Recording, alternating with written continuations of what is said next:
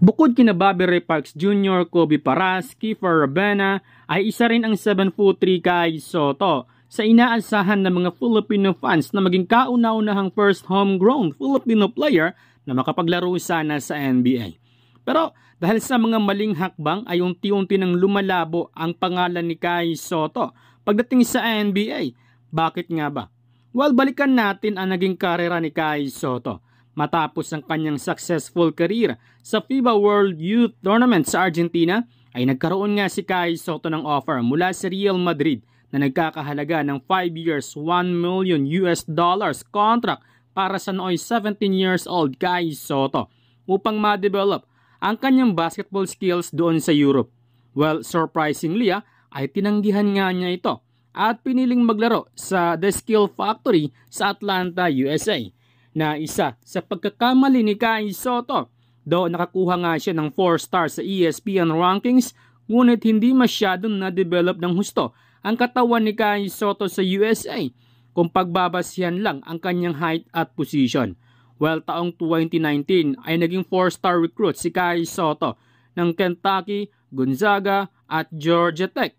Na-impress ang mga university na ito sa kanyang skill, length, decision-making at ang kanyang talent. Well, sa pangalawang pagkakataon ay tumanggi na naman si Kai Sotto sa mga big opportunity at surprisingly, mas pinili nitong maglaro sa NBA G League kasama sina Jonathan Kuminga at Jalen Green. Hindi naman natin pwedeng sabihin na mali ang pagpili ni Kai Sotto sa NBA G League. Sadyang mahihirapan siyang makapasok sa rotation dahil nandoon nga ang mga 5-star recruit tulad ni Jalen Green at Jonathan Kuminga. Dahil sa umiiral na COVID-19 ay hindi na ipakita ni Kai Sotto ang kanyang skills sa NBA G League at pinili na lamang nitong maglaro sa Gilas, Pilipinas upang tulungan ang national team para sa FIBA World Cup qualifiers. Kasabay ng paglalaro ni Kai Sotto sa FIBA Bubble ay siya ring pagsisimula ng NBA G League Bubble. Well, sa FIBA qualifiers ay na-sweep naman nila sa kanilang laban kontra sa Thailand, Indonesia at ang malakas na kalaban na South Korea. Decente naman ang ipinakita ni Kai Sotto na kung saan ay nag-average nga ito ng 9.3 points, 7 rebounds per game. Well, mas lalong umingay ang pangalan ni Kai Sotto matapos na mag-back out ang New Zealand para sa Olympic qualifying tournament, dahilan upang Pilipinas ang papalit sa kanila.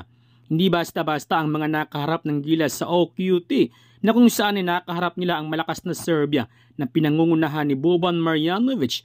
So far, maganda naman ang kanyang ipinakita doon at sa naging bakbakan nila noon.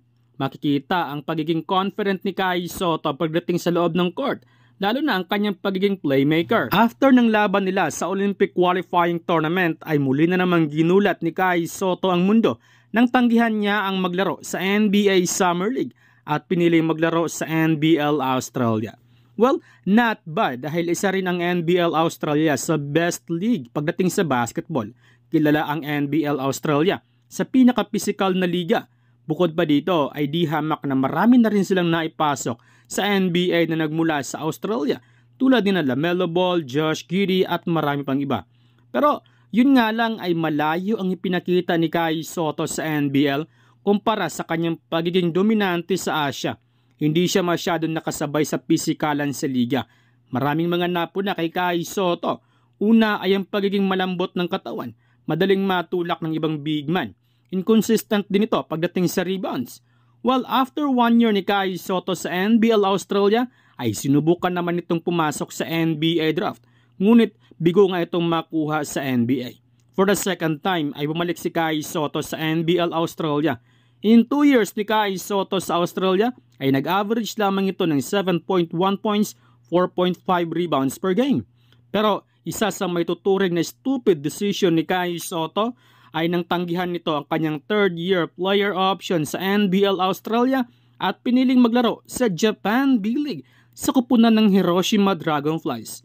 Well, kung pagbabasihan natin ang liga sa Australia kumpara sa Japan, sino kayang NBA player ang nakapasok sa NBA na galing mismo sa Japan B-League?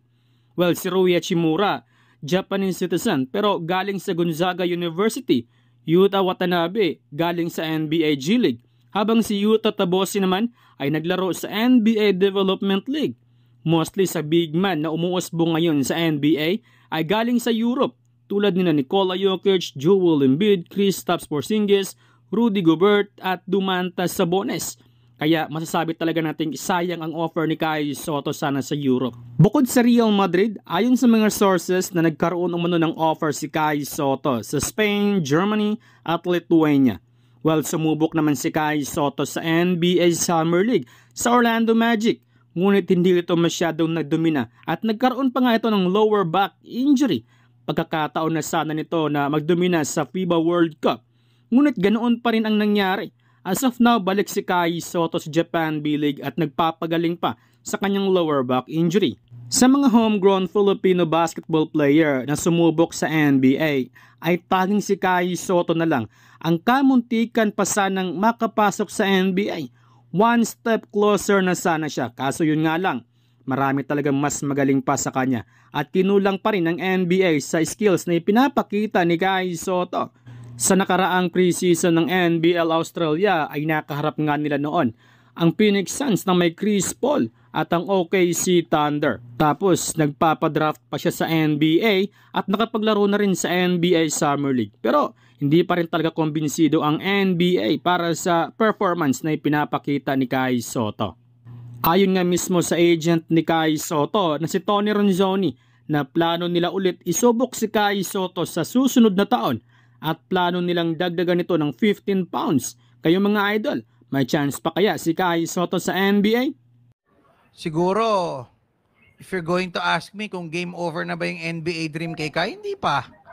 Kaya lang, kumbaga po sa Tekken, ganun na lang po yung buhay. No? Na makapasok siya sa NBA. Kasi lumiliit na ng lumiliit ang tsansa niya. Every year po na lumilipas, nawawala po yung malaking pagkakataon niya to make it to the NBA. Alam nyo, 2018, 5 years ago, ang tsansa po ni Kai ganito kalaki na makapasok po sa NBA. But, he was mismanaged. Instead na ipadala po siya sa Europe, isa ako sa mga vocal noon, na dapat sa Europe niya pinadala yan, dinala niyo sa NCAA, hindi naman din nakapaglaro. No? Ang isang kotse, ang isang motor na pangkarera, inilaban niyo sa mga Ferrari. Parang gano'n na nangyari. Dahil hindi naman para sa physique ni Kai talaga, yun pong NCAA. He could have honed his skills well kung sa Europe po siya tumuloy. No? Pero sabi ko nga po, there is still little time left for Kai to make it to the NBA. Kaya lang ito ang maipapayo natin sa management niya at sa kanyang mga magulang. Kaibigan natin yan. No? Kaibigan natin yung sina Ervin Soto. No? Ito lang po yung maipapayo ko. Bago nyo po abutin yung ibang mga bituin, salatin nyo po muna yung araw.